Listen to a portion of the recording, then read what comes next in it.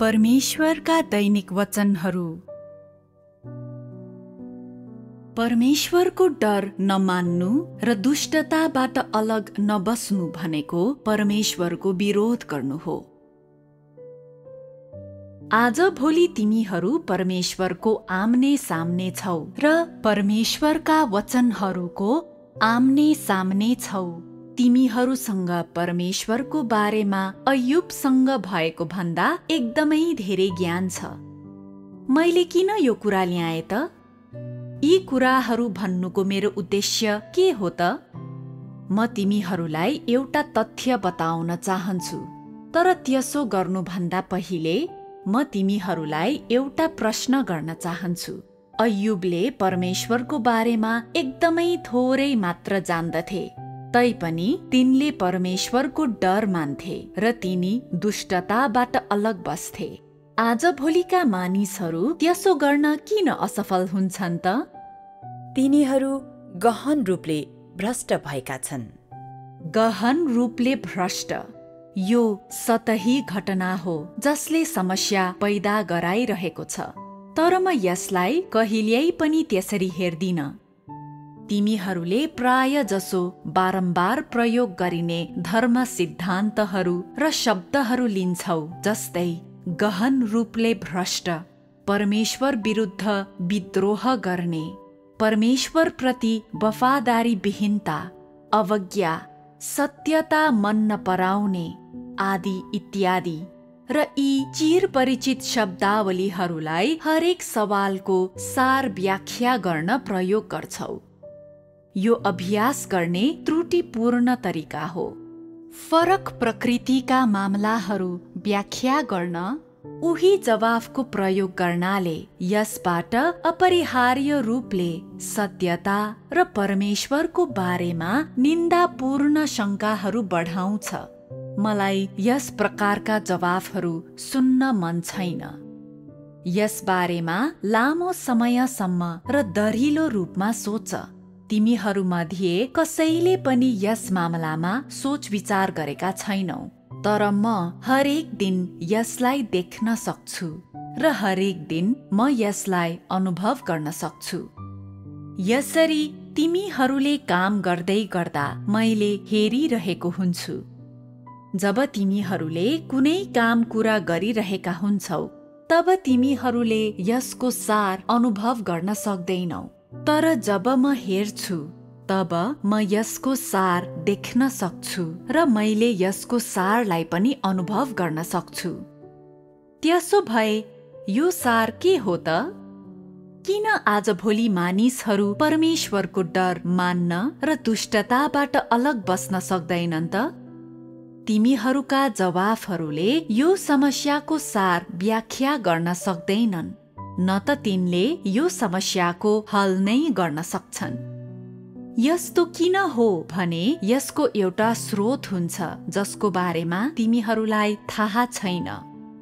यो स्रोत के हो त? मलाई थाहा छ तिमीहरू यस बारेमा सुन्न चाहन्छौ, त्यसैले म तिमीहरूलाई यो समस्याको त्यस स्रोतको बारेमा बताउनेछु।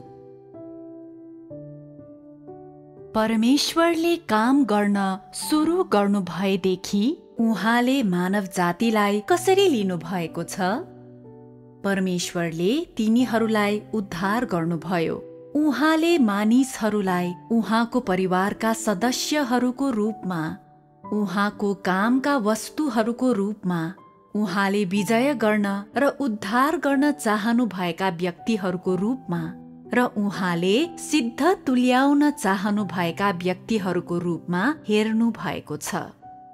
उहाँको कामको सुरुवातमा मानवताप्रति परमेश्वरको आचरण यही थियो। तर परमेश्वरप्रति मानिसहरूको आचरण चाहिँ कस्तो थियो त? मानिसहरूका लागि परमेश्वर अपरिचित हुनुहुन्थ्यो र तिनीहरूले परमेश्वरलाई पराईको रूपमा लिन्थे। यो पनि भन्न सकिन्छ कि तिनीहरूको परमेश्वर प्रतिको आचरणले सही नतिजाहरू ल्याएनन् र परमेश्वरलाई कसरी व्यवहार गर्नुपर्छ भन्ने बारेमा तिनीहरूसँग स्पष्ट बुझाइ थिएन। यसरी तिनीहरूले उहाँलाई जसरी मन लाग्यो त्यसरी व्यवहार गर्थे र तिनीहरूले जस्तो मन लाग्यो त्यस्तो गर्थे। के तिनीहरूसँग परमेश्वरको बारेमा कुनै रायहरू थिए त? सुरुमा तिनीहरूसँग कुनै रायहरू थिएनन्। तिनीहरूको तथाकथित रायहरूमा उहाँ बारेका केही निश्चित धारणाहरू र पूर्वानुमानहरू मात्र समावेश थिए। तिनीहरूले तिनीहरूका आफ्ना धारणाहरूसँग मेल खाने कुराहरू स्वीकार गरे र जब कुनै कुरा तिनीहरूका धारणाहरूसँग मेल खाँदैन थियो तब तिनीहरूले त्यसलाई सतही रूपमा पालन गर्थे। तर भित्री अन्तस्करणमा तिनीहरूले द्वन्द्व महसुस गर्थे र तिनीहरूले यसलाई अस्वीकार गर्थे। सुरुवातमा परमेश्वर र मानिसहरू बीचको सम्बन्ध यस्तै थियो। परमेश्वरले तिनीहरूलाई पारिवारिक सदस्यहरूको रूपमा हेर्नुहुन्थ्यो, तैपनि तिनीहरूले उहाँलाई पराईको रूपमा व्यवहार गर्थे। तथापि परमेश्वरको कामको अवधिपछि भने मानिसहरूले उहाँले के उपलब्धि हासिल गर्ने प्रयास गर्दै हुनुहुन्थ्यो भन्ने कुरा बुझे र उहाँ साँचो परमेश्वर हुनुहुँदो रहेछ भन्ने थाहा पाए। तिनीहरूले परमेश्वरबाट के प्राप्त गर्न सक्दा रहेछन् भन्ने कुरा पनि थाहा पाए। उक्त समयमा मानिसहरूले परमेश्वरलाई कसरी लिन्थे त? तिनीहरूले उहाँलाई जीवन रक्तको रूपमा हेर्थे र उहाँको अनुग्रह, आशीर्वाद र प्रतिज्ञाहरू प्राप्त गर्ने आशा गर्थे। उक्त समयमा परमेश्वरले मानिसहरूलाई कसरी लिनुहुन्थ्यो त? उहाँले तिनीहरूलाई उहाँको विजयको लक्ष्यको रूपमा लिनुहुन्थ्यो। परमेश्वरले तिनीहरूको न्याय गर्न, तिनीहरूलाई जाँच गर्न र तिनीहरूलाई परीक्षाहरू मार्फत गुज्रन लगाउन वचनहरूको प्रयोग गर्न चाहनुहुन्थ्यो। तथापि जहाँसम्म त्यति बेलाका मानिसहरूको सवाल छ, तिनीहरूको लागि परमेश्वर केवल एक वस्तु हुनुहुन्थ्यो जसलाई तिनीहरूले तिनीहरूका आफ्ना लक्ष्यहरू प्राप्त गर्नको लागि प्रयोग गर्न सक्थे। मानिसहरूले परमेश्वरबाट जारी भएका सत्यताले तिनीहरूमाथि विजय गर्न र तिनीहरूलाई उद्धार गर्न सक्छ भन्ने देखे। तिनीहरूले प्राप्त गर्न चाहेका कुराहरू उहाँबाट प्राप्त गर्न सक्ने साथसाथै तिनीहरूले चाहेका गन्तव्यहरू हासिल गर्ने अवसर हो भन्ने देखे। यसको फलस्वरूप तिनीहरूको हृदयमा अलिअलि इमानदारिताको विकास भयो र तिनीहरू परमेश्वरलाई पछ्याउन इच्छुक भए। समय बित्यो अनि तिनीहरूले परमेश्वरको बारेमा प्राप्त गरेका सतही र धर्म सैद्धान्तिक ज्ञानको कारण यो भन्न सकिन्छ कि मानिसहरू परमेश्वरसँग र उहाँले बोल्नुभएका वचनहरू, उहाँका प्रवचनहरू, उहाँले जारी गर्नुभएका सत्यताहरू र उहाँको कामसँग परिचित हुँदै गए। त्यसकारण तिनीहरू परमेश्वर अब उपरान्त अपरिचित हुनुहुन्न र तिनीहरूले यस अघि नै परमेश्वरसँग सामञ्जस्य हुने पथमा पाइला चालिसकेका छन् भन्ने गलत बुझाइमा रहेका थिए। हालसम्म मानिसहरूले सत्यता सम्बन्धी धेरै उपदेशहरू सुनिसकेका छन् र ठूलो मात्रामा परमेश्वरको कामको अनुभव गरेका छन्। तथापि विविध कारक तत्त्वहरू र परिस्थितिहरूको हस्तक्षेप र बाधाहरूको कारण धेरै जसो मानिसहरू सत्यतालाई अभ्यास गर्न सफल हुँदैनन्, न त तिनीहरू परमेश्वरलाई सन्तुष्ट पार्न नै सक्षम हुन्छन्। मानिसहरू बढ्दो रूपमा सुस्त बन्दै गइरहेका छन् र तिनीहरूमा बढ्दो रूपमा आत्मविश्वासको कमी देखिँदै गइरहेको छ। तिनीहरूलाई आफ्ना परिणामहरू अज्ञात छन् भन्ने बढ्दो अनुभूति भइरहेको छ। तिनीहरू अति व्ययी विचारहरू लिई आउन आँट गर्दैनन् र तिनीहरू प्रगति गर्न खोज्दैनन्। तिनीहरू केवल मन नलागी पछ्याउँदै हिँड्छन्, एक एक कदम गर्दै अघि बढ्छन्। मानिसहरूको वर्तमान अवस्थाको सम्बन्धमा भन्दा तिनीहरूप्रति परमेश्वरको आचरण कस्तो छ त? उहाँ तिनीहरूलाई केवल सत्यता प्रदान गर्न चाहनुहुन्छ र तिनीहरूको मन मस्तिष्कमा उहाँको मार्ग छिराउन चाहनुहुन्छ र त्यसपछि विभिन्न तरिकाले तिनीहरूको परीक्षा लिनको लागि विविध परिस्थितिहरूको बन्दोबस्त गर्न चाहनुहुन्छ। उहाँको लक्ष्य भनेको यी वचनहरू, यी सत्यताहरू र उहाँको कामलाई लिएर कुनै यस्तो परिणाम निकाल्नु हो जसबाट मानिसहरू परमेश्वरको डर मान्न र दुष्टताबाट अलग बस्न सक्षम होन्। मैले देखेका धेरै जसो मानिसहरूले केवल परमेश्वरका वचनहरूलाई लिन्छन् र तिनलाई धर्म सिद्धान्तहरू, कागजमा रहेका अक्षरहरू, पालना गर्नुपर्ने नियमहरूको रूपमा मात्र हेर्छन्। तिनीहरूका कार्य र वाणीहरूमा वा तिनीहरूले परीक्षा सामना गर्दा परमेश्वरको मार्गलाई पालना गर्नुपर्ने मार्गको रूपमा लिँदैनन्। यो कुरा विशेष रूपमा त्यो बेला साँचो हुन्छ जब मानिसहरूले कुनै ठूलो परीक्षा सामना गर्छन्। मैले कुनै पनि त्यस्तो मानिस देखेको छैन जसले परमेश्वरको डर मान्ने र दुष्टताबाट अलग बस्ने दिशातर्फ अभ्यास गरेको छ। त्यसकारण मानिसप्रति परमेश्वरको आचरण एकदमै घृणा र विरक्तपनले भरिएको हुन्छ। उहाँले तिनीहरूलाई बारम्बार परीक्षाहरू दिनु भएको भए तापनि, सयौं पल्ट नै दिनु भएको भए तापनि तिनीहरूमा अझै पनि कुनै स्पष्ट आचरण हुँदैन जसको मद्दतले तिनीहरूको संकल्प प्रदर्शन गर्न सकियोस्। म परमेश्वरको डर मान्न र दुष्टताबाट अलग बस्न चाहन्छु। मानिसहरूमा यो संकल्प नभएको हुनाले र तिनीहरूले यस प्रकारको प्रदर्शन नगरेको हुनाले तिनीहरूप्रति परमेश्वरको वर्तमान आचरण विगतको जस्तो छैन, जुन बेला उहाँले तिनीहरूलाई कृपा, सहनशीलता, क्षमाशीलता र धैर्यता प्रदान गर्नुहुन्थ्यो। यसको साटो उहाँ मानवताबाट औधी नै निराश हुनु भएको छ। यस्तो निराशा कसले गरायो त? मानिसहरूप्रति परमेश्वरको आचरण को माथि निर्भर हुन्छ? यो त उहाँलाई पछ्याउने हरेक व्यक्तिमा भर पर्छ। आफ्नो कामको धेरै वर्षहरूको सिलसिलामा परमेश्वरले मानिसहरूले पूरा गर्नको लागि धेरै आवश्यक मापदण्डहरू बनाउनु भएको छ र तिनीहरूको लागि धेरै परिस्थितिहरूको बन्दोबस्त गर्नु भएको छ। तैपनि तिनीहरूले जे जसरी कार्य प्रदर्शन गरेको भए तापनि परमेश्वर प्रति तिनीहरूको जे जस्तो आचरण भएको भए तापनि मानिसहरू स्पष्टसित परमेश्वरको डर मान्ने र दुष्टताबाट अलग बस्ने लक्ष्य अनुरूप अभ्यास गर्न असफल भएका छन्। यसर्थ म सारांशमा एक शब्दावली प्रदान गर्नेछु र यस शब्दावलीलाई मानिसहरू किन परमेश्वरको डर मान्ने र दुष्टताबाट अलग बस्ने परमेश्वरको मार्गमा हिँड्न सक्दैनन् भन्ने बारेमा हामीले भर्खरै भनेका सबै कुराहरूको व्याख्या गर्न प्रयोग गर्नेछु। यो शब्दावली के हो त?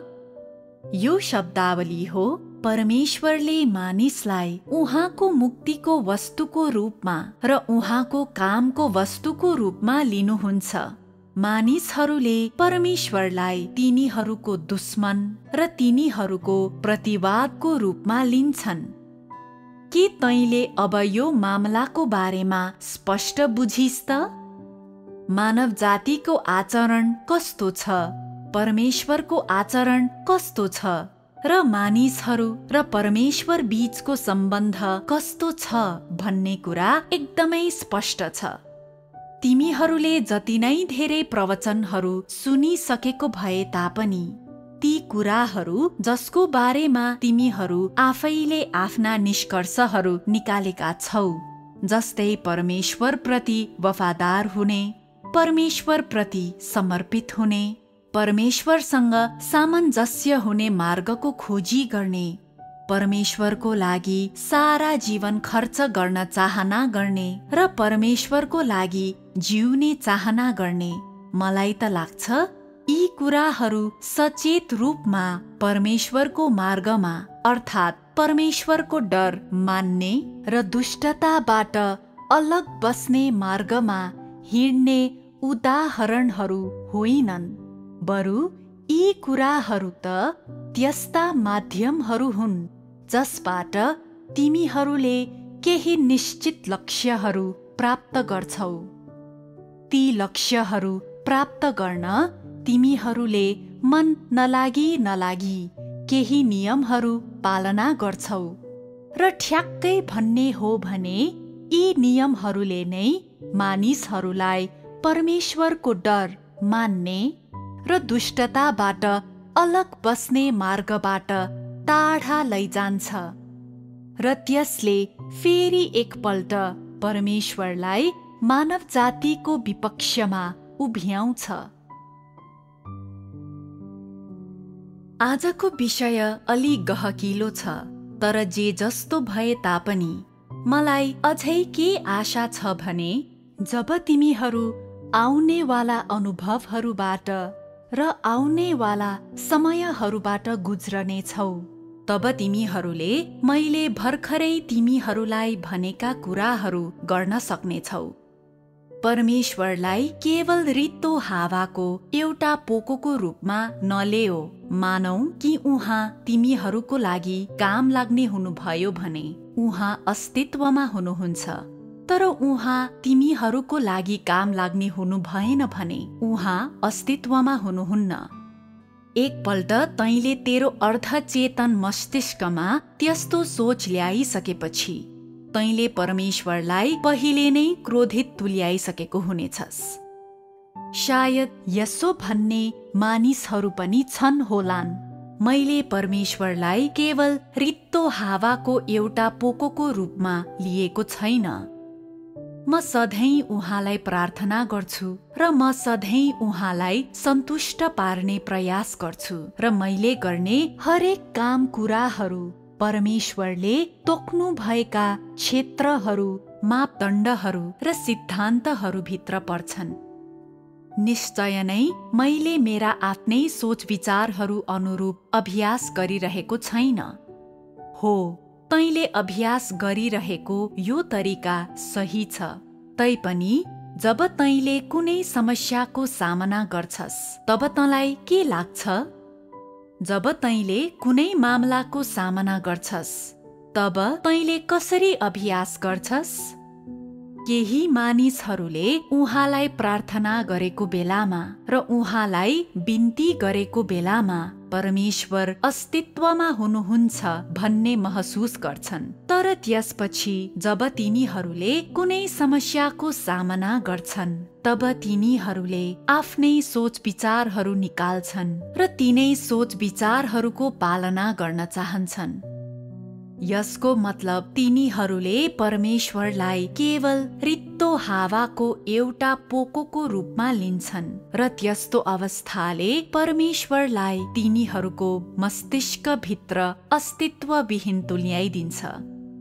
मानिसहरूले के विश्वास गर्छन् भने जब तिनीहरूलाई उहाँको आवश्यकता पर्छ तब परमेश्वर अस्तित्वमा हुनुपर्छ, तर तिनीहरूलाई उहाँको आवश्यकता नपरेको बेलामा उहाँ अस्तित्वमा हुनुहुँदैन। तिनीहरूका आफ्नै सोच विचारहरूको आधारमा अभ्यास गर्नु नै काफी हुन्छ भनी मानिसहरूले विचार गर्छन्। तिनीहरूलाई जे मन लाग्यो त्यही गर्न सक्छन् भन्ने विश्वास गर्छन्। तिनीहरूले परमेश्वरको मार्गको खोजी गर्नुपर्छ भन्ने विश्वास नै गर्दैनन्। जहाँसम्म अहिले यस प्रकारको अवस्थामा भएका र यस प्रकारको स्थितिमा अल्झिएका मानिसहरूको सवाल छ, के तिनीहरू खतराको पछि लागेका छैनन् र? केही मानिसहरू भन्छन्, म खतराको पछि लागेको भए पनि नभए पनि मैले यतिका वर्षसम्म विश्वास गरेको छु र मलाई विश्वास छ परमेश्वरले मलाई छाड्नुहुन्न, किनभने उहाँले त्यसो गर्न सक्नुहुन्न। अरू भन्छन्, म मेरी आमाको गर्भमा भएदेखि नै मैले प्रभुमा विश्वास गरेको छु। 40 वा 50 वर्ष पुगिसकेको छ, त्यसैले समयको हिसाबमा त परमेश्वरद्वारा बचाइनको लागि म सबैभन्दा योग्य छु र बाँच्नको लागि सबैभन्दा योग्य म नै छु। यी 4 वा 5 दशकहरूमा मैले मेरो परिवार र मेरो जागिर छाडेको छु र मैले पैसा, हैसियत, आनन्द र परिवारसँगको समय जस्ता मसँग भएका सबै कुराहरू त्याग गरेको छु। मैले स्वादिला खानेकुराहरू त्यति धेरै खाएको छैन। मैले धेरै मनोरञ्जनहरूको आनन्द लिएको छैन। मैले धेरै रोचक ठाउँहरू भ्रमण गरेको छैन र मैले सामान्य मानिसहरूले सहन समेत नसक्ने कष्टहरू सहेको छु। यदि यी कुराहरूको फलस्वरूप परमेश्वरले मलाई मुक्ति दिन सक्नुहुन्न भने मलाई अन्यायपूर्ण ढङ्गले व्यवहार गरिएको हुनेछ र म यस प्रकारको परमेश्वरमा विश्वास गर्न सक्दिन। के यस प्रकारको दृष्टिकोण भएका मानिसहरू धेरै छन्? ठिकै छ, त्यसो भए आज म तिमीहरूलाई एउटा तथ्य बुझ्न मद्दत गर्नेछु। त्यस्तो दृष्टिकोण भएका मानिसहरूले आफ्नो खुट्टामा आफै बन्चरो प्रहार गरिरहेका हुन्छन्, किनभने तिनीहरूले तिनीहरूका आफ्नै कल्पनाहरूद्वारा आफ्नो आँखा छोपिरहेका हुन्छन्। वास्तवमै परमेश्वरले मानिसहरूलाई पूरा गर्न अनिवार्य गर्नुभएका मापदण्डहरूको स्थान यिनै कल्पनाहरूले साथसाथै तिनीहरूका आफ्नै निष्कर्षहरूले लिन्छन् र यी कुराले तिनीहरूलाई परमेश्वरका वास्तविक अभिप्रायहरू स्वीकार गर्नबाट रोक्छन्। यसले तिनीहरूलाई उहाँको साँचो अस्तित्व अनुभूति गर्न असक्षम तुल्याउँछ र यसले तिनीहरूलाई परमेश्वरद्वारा सिद्ध तुल्याइने अवसरहरू पनि गुमाउने तुल्याउँछ। यसरी तिनीहरूले परमेश्वरको प्रतिज्ञाको कुनै अंश वा हिस्सा गुमाउँछन्।